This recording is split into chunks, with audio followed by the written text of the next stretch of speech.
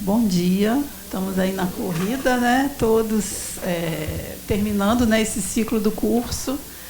Vocês já passaram por tantas formas de violência, são tantas dificuldades que atingem as crianças e adolescentes nos serviços, né? Eu sei que vocês vêm da rede de serviço, então queria estar ajudando a fechar esse diálogo. Vou falar um pouquinho, né? Meu nome é Simone, Raquel já falou. Eu sou pesquisadora aqui da Fiocruz, eu entrei na Fiocruz em 1985, então tem um bocado de tempo, já estou aposentada, estou com cabelo branco, né? Mas continuo trabalhando aqui na Fiocruz, sou como pesquisadora voluntária, continuo fazendo pesquisa, continuo na pós-graduação, estou na pós-graduação daqui do IFF desde 89, então, assim, sempre trabalhando com a área da violência, e em especial violência criança, adolescente e juventude, tá? É o tema do meu coração, assim, de uma vida toda. Então, a Raquel me pediu para tentar trazer uma fala hoje que fosse um fecho, assim, de alguma forma, né? A gente vai falar de quê? De violência estrutural, né? Então, eu queria um pouco, assim, começar ouvindo um pouquinho de vocês, para a gente tentar olhar de cima, de uma certa forma. A gente precisa, vocês já olharam muitos detalhes, olharam violência, a natureza da violência sexual, física, olharam os tipos, olharam o bullying, olharam a violência na escola. Então, eu queria que a gente tentasse fazer uma junção disso, quer dizer, porque o conhecimento ele vai nos mudando à medida que a gente sintetiza, que a gente integra, que a gente aprende e que internaliza, né, as formas e, enfim, a complexidade dos temas. Então, eu queria começar, assim, uns 5 minutinhos, eu vou ficar quieta aqui.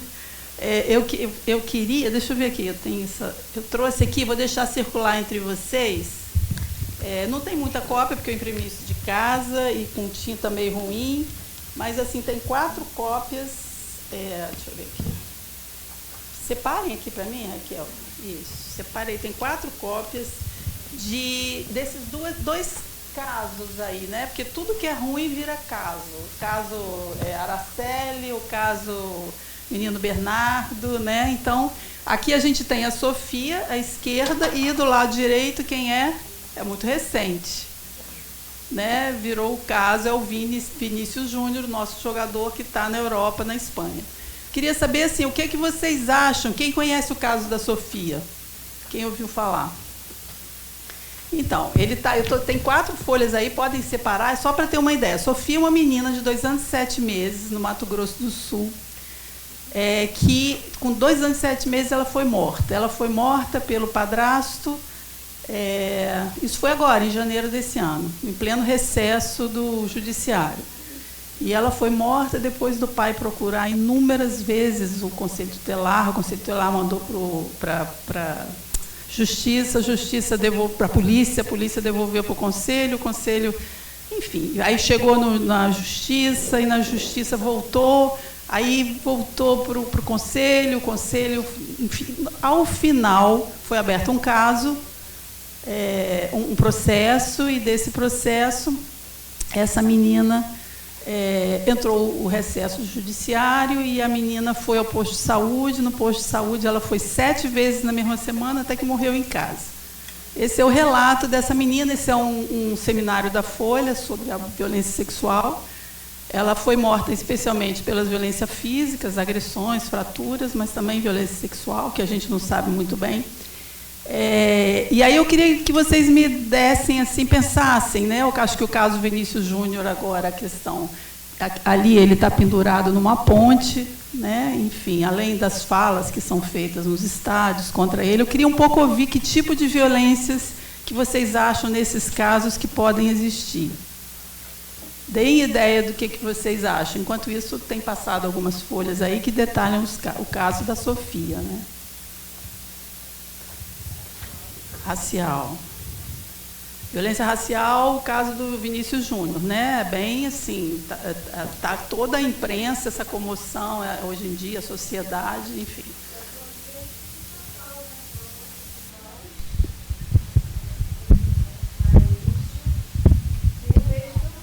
Nenhum deles deu conta.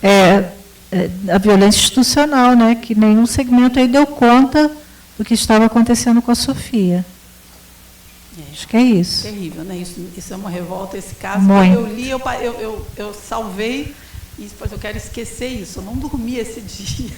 Aí depois eu voltei nele, quando eu leio dá uma revolta interna. Mas tem outras coisas, tá? Para quem está lendo aí, a mãe e o pai se separaram, há uns meses atrás, a mãe se casou de novo com o padrasto, o padrasto batia na mãe, a mãe disse que não gostava que ele batesse na criança, mas, enfim, tem isso, que é uma outra forma, que seria de que tipo de violência? O que, que a gente poderia pensar nisso? Violência doméstica. Quer dizer, eu vou chamar de uma outra forma e vou chamar isso de violência, exatamente de violência doméstica, mas eu vou chamar disso de uma violência cultural. Por que eu estou chamando disso de uma violência cultural? Porque essa mãe aceita estar com esse padrasto, né? Para poder ter a casa, se sustentar. Ela aceita ser agredida por esse padrasto, porque é um papel que a mulher aceita. Então, essa mãe, ela foi omissa com essa filha. Ao longo do tempo, ela deixou a filha ficar com esse padrasto, apanhar desse padrasto, embora ela diga que não gostasse, né? Então, a mãe e o padrasto estão presos hoje, tá? Vou contar um pedacinho mais da história da Sofia para a gente pensar em outras formas de violência. O pai da Sofia, o pai biológico que separou, tem tentado obter a guarda dela há muito tempo. Isso vai no relato aí, né? Então, ele vai tentando obter a guarda e ele usa diversos argumentos. O primeiro é a violência física, que a criança vinha e ele mostra a foto da criança machucada. E aí o que acontece? Os serviços de proteção não viram mais violências físicas ao longo do segmento. Não tinha mais, enfim, né? As formas de violência contra essa criança mudaram. Então, não conseguiu novas evidências de violência física, além daquelas iniciais. Não conseguiu. O pai mostrou fotos da casa toda suja, sem cuidado, negligência, querendo mostrar negligência, mostrar a morte de um cão, da menina, onde tinha violência e tudo. E a justiça não entrou nessa, não aceitou esse tipo de coisa. Quer dizer, o pai estava o tempo inteiro lutando, tentando pular essa justiça. Só que esse pai, ele não tinha acesso a advogado. Esse pai não conhecia os trâmites. Então, ele não teve uma defensoria, ele não teve um acesso ágil, né? Então, assim, o pai é técnico de enfermagem, provavelmente sem condições de ter um advogado, enfim, e sem conhecer falta de uma literacia, né? Que nenhum de nós, em geral, tem, enfim, né? Então, é uma outra questão desse pai. E uma outra questão desse pai, que aí eu queria que vocês nomeassem as violências. Esse pai, ele, ao final, nessa segunda, na parte 2, que eu estou botando aí, que foi num segundo momento que a Folha divulga, esse pai fala que ele, o tempo inteiro, ele temeu na justiça que ele não conseguiria a guarda da filha porque ele separou da mãe e estava no relacionamento homossexual. Então, a gente não tem clareza se ele não falava sobre isso, né? Na justiça, se ele omitia, mas, enfim, ele temia porque ele não podia, achava que ele não ia obter a guarda da filha por conta disso. Então, contei mais um pedaço, que outras formas de violência a gente tem nesse caso.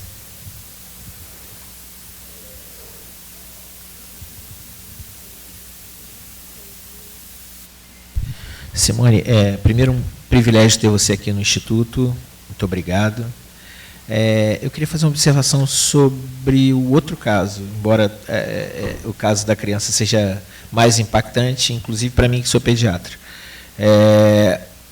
Tem uma questão no Vinícius Júnior, no caso do Vinícius Júnior, que fez toda a diferença, porque é a décima manifestação racista contra o Vinícius Júnior na Espanha, e essas manifestações já se dão há mais de ano.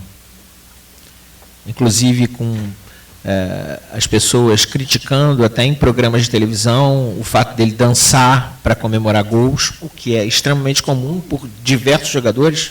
Cristiano Ronaldo, na Espanha, no mesmo Real Madrid, cansou de dançar, inclusive aquela música do Teló, o mundo popularizou com a dança do Cristiano Ronaldo lá em Madrid. Eu queria dizer que a diferença toda é feita quando um governo se manifesta. Quando o presidente Lula, lá no G7, falou 2 minutos abrindo a sua entrevista coletiva sobre racismo. E mais, o Itamaraty, o ministro da Justiça, criou-se, inclusive, a possibilidade de um incidente diplomático com a Espanha por conta do racismo contra um brasileiro. Quando a gente tem um governo que se omite e não se coloca nas manifestações racistas contra brasileiros, ou manifestações outras que fossem, de gênero, etc., você é conivente com essa violência, com o racismo estrutural, com a violência de gênero. Então, assim, é muito importante, que fez toda a diferença para essa repercussão mundial, que hoje você vê a FIFA se manifestando, a própria Federação Espanhola, o presidente de La Liga, que inclusive é ligado a um partido de extrema-direita, teve que se manifestar se desculpando, porque criou-se um incidente diplomático a partir da manifestação racista.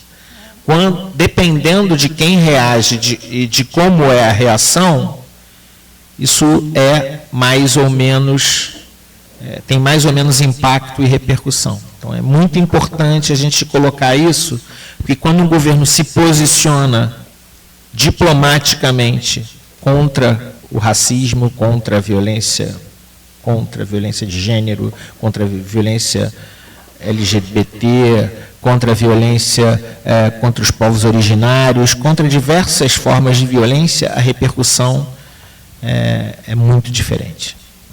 Concordo plenamente. E eu lembro que, pegando, né, no seu papo, que a violência por alguns governos, e eu não estou falando só do Brasil, não, enfim, essa violência racial ela é estimulada. A xenofobia, que é esse caso do Robinho, além da violência racial, ele tem a coisa do estrangeiro. E no caso do estrangeiro, que vem da África, que vem do Brasil, macaco, então, enfim. Essa coisa da xenofobia, ela é sob diversas óticas, ela está aqui também. Para o venezuelano que chega, que não é aceito pela criança, a gente está terminando o trabalho da criança, com crianças venezuelanas que estão aqui em abrigos, e elas sofrem estigmatização nas escolas, porque elas não falam português. Então, enfim, isso é o quê? Isso é uma violência estrutural. Isso está na raiz, isso está na estrutura, e isso não é só Brasil, é isso que a gente tem que ter clareza, que isso é dessas relações humanas. Né? Palestina, Israel, Rússia e Ucrânia, é uma questão das relações humanas, onde você discrimina o outro porque ele não é do meu lugar, ele é do outro, né? O outro lugar do outro. Então, isso é uma forma de violência, o racismo, a xenofobia. No caso da menina, que aí eu vou fechar para a gente voltar, da Sofia, você tem a violência cultural aí, no sentido da idade, né? Porque o adulto, ele tem um direito sobre a criança. Então, assim, ou o velho, que é mais frágil que o adulto, pode cometer a violência contra o idoso, ou a violência contra a criança. A criança é uma certa propriedade dos pais, a despeito do que o ECA diz há tantos anos. Então, você tem uma violência cultural, você tem uma violência cultural aí, LGBT, você tem a violência institucional em suas 1000 formas, que nesse caso ali revolta a gente de ver, né? Como é que a gente deixa uma criança de 2 anos e 7 meses passar por isso tudo, em tão pouco tempo de vida, gente? É uma coisa, assim, absurda, né? E deixa eu ver se eu esqueci alguma aqui que eu queria desses casos. Enfim, né? E eu acho que esse caso da Sofia, ele mostra as diferentes naturezas da violência. Não é à toa que a menina morreu com 2 anos e 7 meses, e tem violência física e sexual, psicológica certamente, porque a disputa, né? A questão da alienação parental, a disputa de pai e mãe, as brigas, enfim. e sexual que tem também, e a negligência, que é uma coisa dificílima, vocês já passaram por isso no curso, mas que tem isso no processo, a casa suja, sem cuidado, e a pobreza, enfim. Então, isso tudo permeia esse caso que a gente está vendo dessa menina aqui. Tá? Então, isso tudo, por que eu quis definir isso? Porque quando a gente fala de violência estrutural, agora isso, é só no meio, né? Da direita. Tá. Bom, então só por isso, quando a gente fala de violência estrutural, a gente está falando dessa lente macroscópica, você está falando dessas razões que elas estão dentro do que a gente analisa num caso individual, mas que elas estão explicando de uma forma mais longa. Quer dizer, no modelo da Organização Mundial de Saúde, não sei se vocês viram, vocês têm aqueles 4 sistemas, né? Vocês têm o sistema individual, depois familiar, depois comunitário, depois o social. Esse você está falando nesse macrosistema. O que está por trás de cada caso que a gente vê, de cada situação de violência que a gente sofre. A gente sofre porque existe uma cultura patriarcal na sociedade que o pai, o padrasto, o provedor, pode agir dessa forma sobre a mulher, sobre a criança. A gente reproduz, às vezes, aspectos racistas porque a gente nem observa isso, a gente aprendeu que o brasileiro é cordial. Então, essa estrutura, essas ideias estruturais, elas estão dentro de todo mundo. E o nosso papel, enquanto profissional de saúde, enquanto cidadão, é a gente perceber, em primeiro lugar, né, essas forças lá de cima que estão em cada caso, para poder lidar, elaborar, refletir, enfim. Tá? Então, essa noção da estrutura social que está por trás, e por dentro, e por perto, e por cima, né, que está o tempo todo presente. A ideia da interseccionalidade, por isso que eu quis falar dos vários tipos aqui da violência, é interseccional, esse termo está sendo cada vez mais utilizado. É muito simplório você olhar um ato de violência na clínica e achar que aquilo é só aquele atozinho, quer dizer, atozinho, né? É só aquela situação, é só aquele fato. Para aquele fato acontecer, muitos outros foram compondo esse cenário, muitas responsabilidades, muitas fragilidades, enfim. Tá? Então, é importante a gente perceber, dentro dessa ideia da violência estrutural, a gente tem também a violência econômica, que eu acho que, enfim, falei um pouco essa coisa da pobreza, mas a gente não pode deixar de perceber nos casos, nas situações, tá? E o que eu vou estar sempre fazendo aqui, essa visão, né, que a forma da gente enfrentar isso vem desse histórico dos movimentos sociais, vem dessa luta, vem desse estranhamento, vem desse questionamento e enfim, né, a importância de uma sociedade em que os movimentos sociais se fortalecem e falam. Tá? Opa, acho que eu passei 2. Bom, acho que vou ser mais rápida aqui, porque essa ideia da naturalização, né, isso não é uma coisa simples, isso é a base. Por que ela é estrutural? Porque ela é naturalizada. A gente não chama as coisas assim, a gente não percebe, a gente olha o caso, a gente vê a violência interpessoal, a gente vê a morte daquela criança. A gente vê até a falta de ação da saúde, a falta de ação da justiça.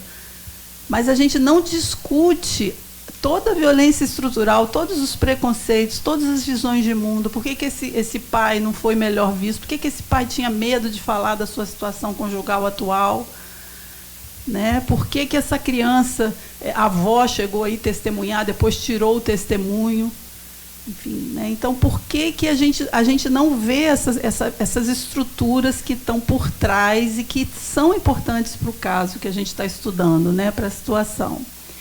E essa ideia da violência estrutural, a estrutura social, ela é infligida pelas instituições clássicas da sociedade. É a polícia, é a escola, é a saúde, é a falta da defensoria pública, ou a atuação frágil de uma defensoria, é uma promotoria que atua não em função da sociedade, nas instituições, mas que pode atuar, às vezes, muito sem olhar o indivíduo também que está ali, embora esse não seja exatamente o trabalho do Ministério Público. Né? Enfim, então, e ele reproduz, o rio corre para o mar. Essas estruturas sociais, elas querem fortalecer as estruturas que dominam a sociedade. Então, vai ser o poder do homem, o poder, no caso da mulher, frente ao pai gay, vai ser o adulto contra a criança, ele é o pai, ele é quem sabe, ele é quem tem, enfim. Então, a estrutura econômica, então vai ser de que forma que um pai com um mega advogado particular não ia saber dos prazos, não ia saber de tudo que tinha que saber, que tinha virado um processo, o pai não entendia isso, porque ele não tinha um acompanhamento de advogado. Né? O judiciário, com sua morosidade, não foi uma questão, enfim, enquanto isso, essa criança morreu. Então, essa estrutura social, ela é a fala da ordem para a gente entender. Para entender o racismo que o Vinícius Júnior está sofrendo, para entender a xenofobia que está aqui no Brasil, que está na Espanha, que está na Europa, que a Europa, agora, vários países estão lá dando apoio, fim do racismo, mas eles não abrem a porta para chegar a nenhum daquelas pessoas que vêm da Síria, dos países africanos e que estão morrendo nas águas lá. Isso é xenofobia.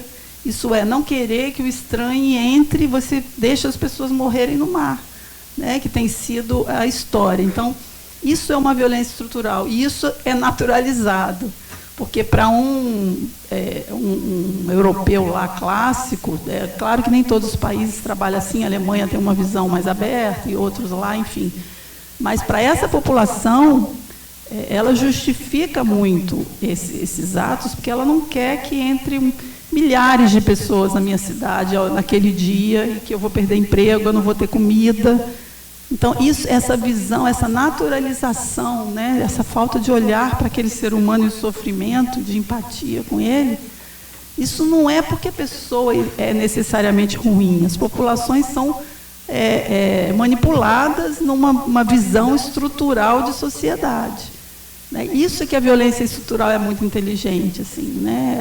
Ela torna aquela fala, aquela ideologia, numa ideologia que é natural e que é de proteção do seu grupo. Tá? E a gente pode chamar isso, teoricamente, de uma violência estrutural. Tá? Deixa eu ver aqui, isso. Então, enfim, essa apresentação, eu queria fazer uma abertura aqui. A Cecília Minaio, que criou o CLAVES, que é o Centro de Estudos de Violência, onde eu trabalhei a vida toda, ela discute esse tema da violência estrutural desde final dos anos 80. Né? E ela é uma pessoa que reflete muito sobre isso e entra em muitos embates aí, né, enfim, sobre o quanto essa questão ela é crucial, né, e como superar esse tipo de violência, enfim, né, que a gente não vê, que é naturalizada, enfim. Né. Então, para isso, ela se baseia muito nessa noção da interpessoalidade. A violência é uma ação humana. Então, essa violência estrutural, ela se dá nessa relação interpessoal humana, e, enfim. Tá? Então, não é algo abstrato, ela é algo que se dá na relação humana. Isso acho que não é pouca coisa, né? Elas são produtos da história e elas são modificadas pela história, pelas ações humanas, pelos movimentos sociais, pelas forças políticas que descobrem esse tipo de violência. Tá? Essa violência estrutural, ela se mostra muito forte. Se a gente perceber que o racismo, a gente já tem 200 anos que está acabando a escravidão no planeta. O Brasil foi finalzinho da linha, mas ela está aqui ainda hoje, com outra cara. E essa outra cara está se dando por essas lutas de movimentos sociais, por essas atuações como a do Lula agora. Né? O que não quer dizer que daqui a 6 meses vai ter que ser preciso outros tipos de ações, porque outras formas, esse racismo ele vai se maquiar de uma outra forma para ficar tão explícito. A xenofobia hoje não é um apelo para as pessoas sentirem o sofrimento desses povos que vêm. Né? Assim, sei lá, eu vou falar uma coisa. Eu conheço pessoas em São Paulo que estavam indo para o aeroporto, lá para aquele grandão lá de São Paulo, Guarulhos, para levar, passava a noite, levava comida, porque os caras chegavam da Síria, que assim, não tinha para onde ir, ficavam um mês lá no aeroporto, dormiam no chão, famílias inteiras com crianças. O governo não tinha o que fazer, ficavam lá, e isso assim, despertava ajuda de meia dúzia de pessoas, de uma instituição. A gente, enquanto sociedade, eu estou me colocando aí, a gente nem percebe, nem atua eficazmente. Então, isso tudo a gente pode dizer que é uma violência estrutural, porque poucas pessoas estão efetivamente botando luz, mostrando e atuando em cima disso. O racismo agora está muito, e aí a gente vai enfrentando lutas a cada passo. Tá? A Cecília Minaio traz muito essa questão, tá, que eu acho importante, que é a questão da subjetividade. E eu acho que isso é uma questão para refletir, que a violência estrutural, ela diz que não está totalmente amarrados ou é totalmente vítima, que existe a possibilidade da subjetividade das decisões e do acaso. Tá? Então, eu acho que aí está introduzindo uma outra questão, aí eu vou falar o meu ponto de vista. Eu acho que é possível, dentro dessa estrutura social, você conseguir sair da curva, como, por exemplo, o Vinícius Júnior saiu, mas para que um saia, você tem milhares e milhares de jovens pretos morrendo agora, no Brasil como um todo. Aqui em Manguinhos, se eu chegar lá, eu vou ver tiroteio muitos dias da semana. Então, assim, é possível, sim, cada um faz o espaço da subjetividade, especialmente da luta social, dos movimentos sociais, é possível mudar esse quadro. Tá? Então, é um trabalho constante, desafiador, mas uma grande maioria subjaz nesse processo, porque a violência estrutural ela é muito mais intensa, enfim. Tá? Então, mas é uma interface de questões, não é nenhuma coisa simples e única. Enfim, né? Bom, aí é só para vocês saberem, né, o conceito surgiu com essa ideia do poder negativo das instituições e das organizações sociais. Daí que surgiu essa ideia, em 69, isso começa a ser discutido entre a gente no final dos anos 90, 80 e começo dos anos 90. Né? Ela coloca que é a causa básica das diferenças entre a realidade potencial das pessoas, o que as pessoas podem vir a ser e o que elas efetivamente alcançam. Né? Porque essa violência estrutural ela destrói muitos sonhos, né? Destrói muitas possibilidades. Seja porque a mulher se submete ao marido, seja porque o LGBT é o que tem maior mortalidade na nossa história, seja porque a criança não tem vez para muitos posicionamentos e falas, e enfim. Né? Então, é por aí que é a história do conceito. Consequências, a gente já falou muito aqui, tá? Por ela estar nessa bagagem da cultura, especialmente, né, mas das relações familiares, das relações médicas. A gente vê aqui no Brasil uma atuação, né, especialmente de Conselho Federal de Medicina, enfim, que reproduz uma visão patriarcal, autoritária, muito grande em tempos recentes. Né? É algo que a gente vê muito. Então, a violência estrutural está aí. Né? Ela está nessa bagagem, nesse caldo. Tá? Então, a gente falou do classismo, do sexismo, do racismo, do capitalismo, do idadismo, que é esse cuidado ou não cuidado, né? Também com o idoso. E não se refere a dano físico. É isso que eu estava falando desde o começo. Né? Desde o começo. A gente tem que pensar num guarda-chuva maior.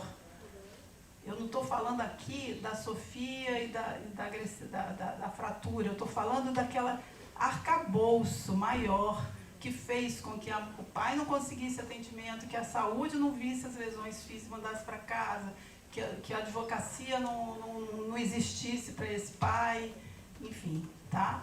Então, para tudo isso, que ele fosse visto, que ele tivesse medo de falar que ele era LGBT, e aí vai. Então, é disso, dessa caixa maior que a gente está falando, tá? E está na raiz da diferença entre o potencial das pessoas e os resultados que elas obtêm. Então, essa forma de violência, ela quebra, né, as possibilidades das pessoas, de muitas formas. Nem todos vão ser integralmente quebrados, alguns vão conseguir, aí entra a subjetividade, entra o próprio Robinho, que você trouxe, o Vinícius, que você trouxe o caso, ele entrou numa outra estrutura, que é a estrutura do futebol. Por sua subjetividade, por ele ser uma pessoa excepcional, ele entrou numa estrutura de mercado que ele ganha em um segundo que nós não ganhamos em um mês de trabalho. Porque ele entrou numa outra estrutura, que é também uma estrutura social desigual, que é esse esporte de alto rendimento. Então, enfim, é possível você lidar com essas caixas que a gente, né, que nos acolhem, mas a grosso modo a violência estrutural é o retrato do Brasil.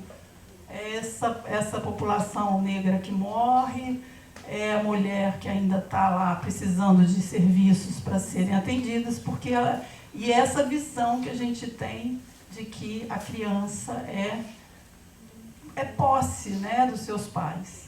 Tá? Então, enfim, para entender essa lente, é disso que a gente está falando. Essa lente não tira as lentes menores.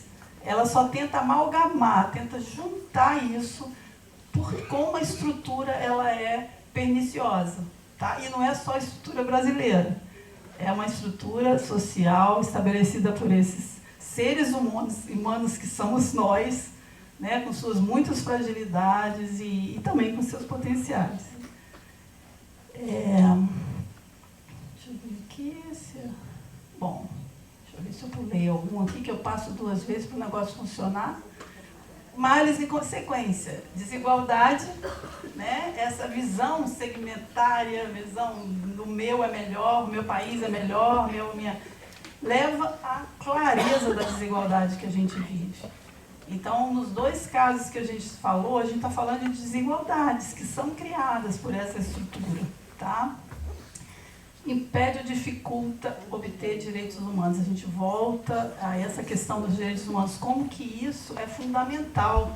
E nessa visão que a gente tem dessa estrutura social maniqueísta e que privilegia alguns grupos em detrimento de outros, né?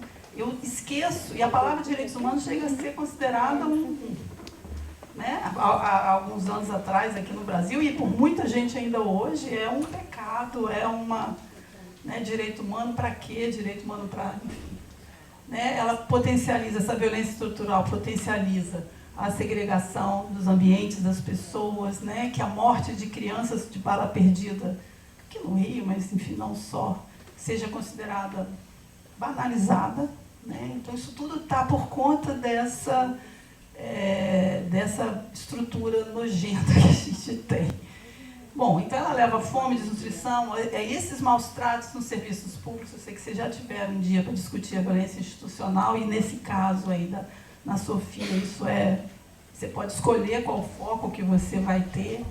Leva a violência policial, desperdício e perdas de talentos humanos. Tá? Isso aí milhares que não conseguem sobreviver a essa forma, né, tão aguda de violência estrutural que a gente tem.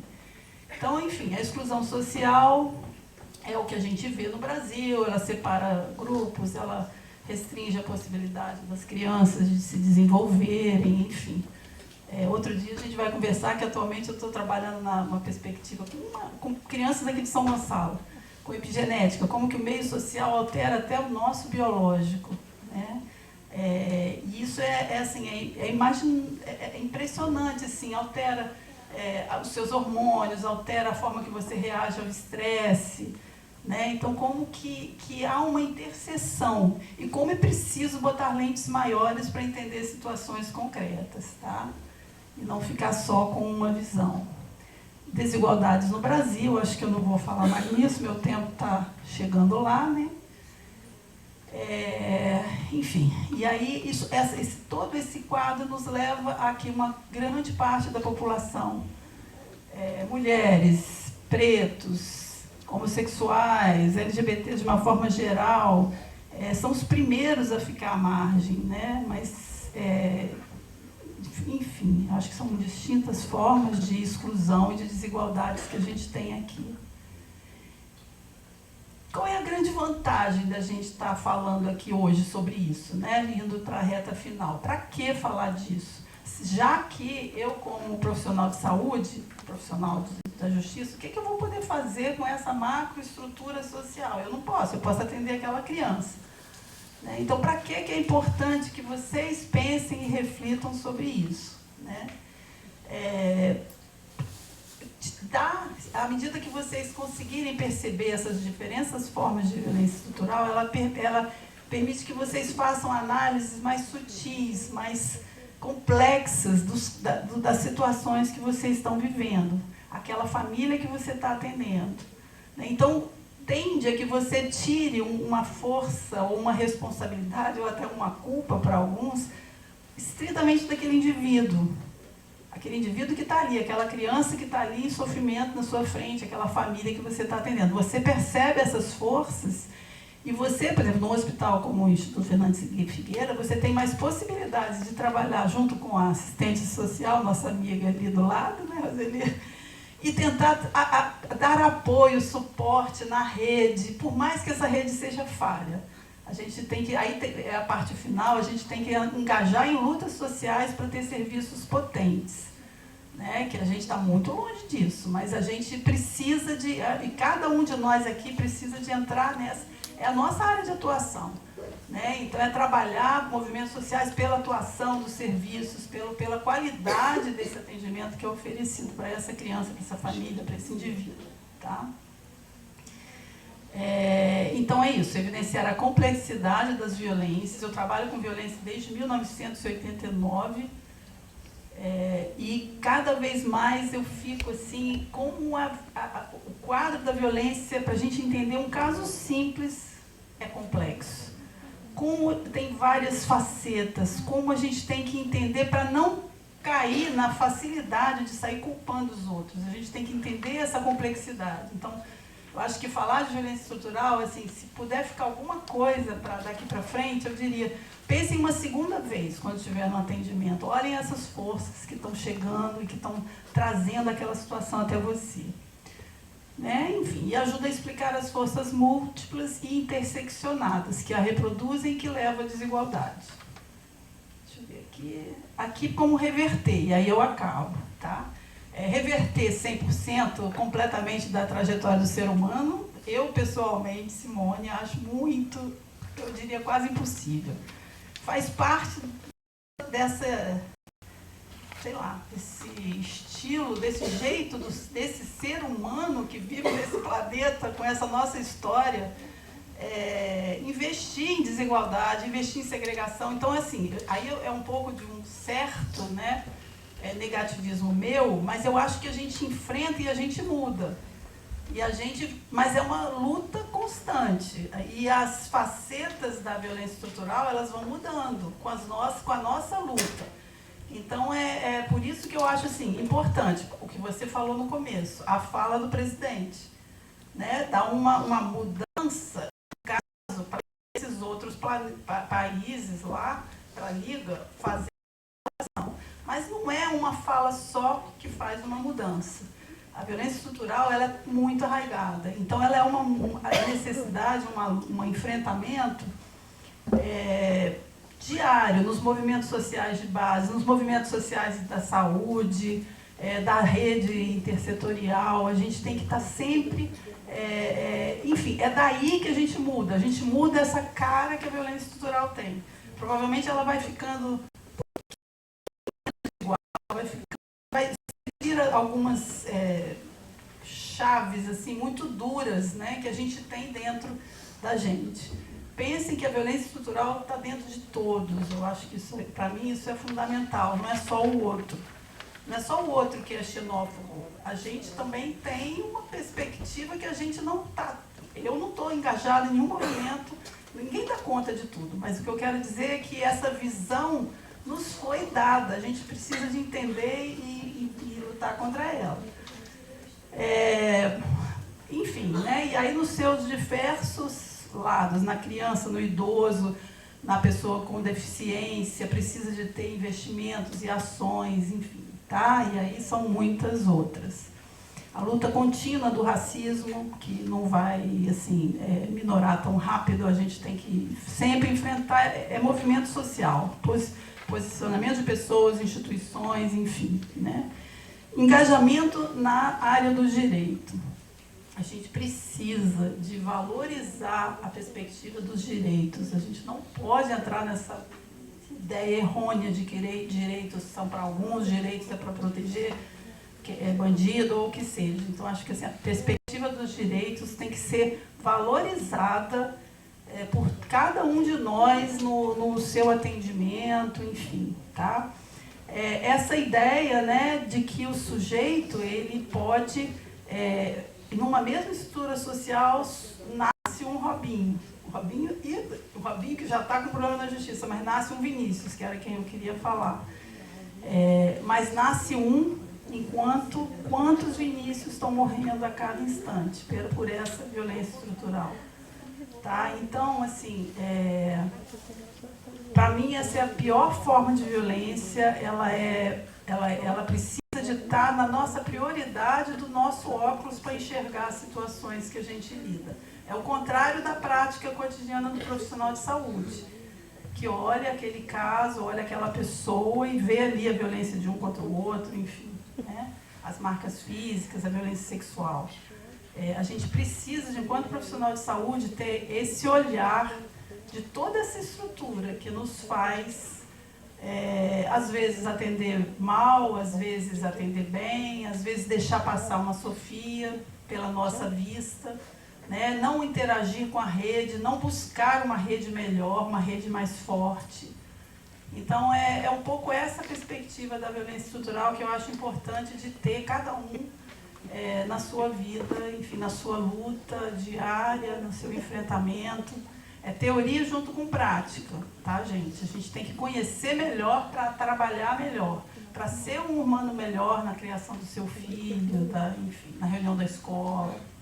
Tá? Juntando e fecho aí com o cyberbullying, que foi falando agora, né, anterior, com bullying, cyberbullying, é criar formas melhores de se relacionar, ser capaz de dialogar. Não de sair, eu me horrorizo, eu não sei como um jornalista consegue olhar todo dia sua rede, eu acompanho via Twitter e ver aquele mundo de agressões que são feitas a qualquer postagem, a qualquer jornalista que ele faz. E aí, né, é total falta de diálogo, total falta de respeito ao que você estava falando. Então, por trás disso, tem uma violência estrutural grande, né, e o que a gente pode fazer como profissional de saúde é ter clareza disso e lutar nos seus movimentos, nas suas formas de vida e na sua forma de se relacionar com as pessoas. Tá? Dialógica, respeitosa, que escute aquela pessoa sem preconceito, ou pelo menos tendo mais clareza de que há preconceitos e que você pode trabalhar e mostrar e evidenciar isso. Tá? Então, obrigada aí. Acho que foi nossa manhã, né? A gente já está aí fechando a primeira etapa. Muito bom ver vocês aqui. A cada ano que a gente volta é um grupo diferente, mas sempre um grupo muito ativo, muito bonito. Assim. Obrigada, Raquel.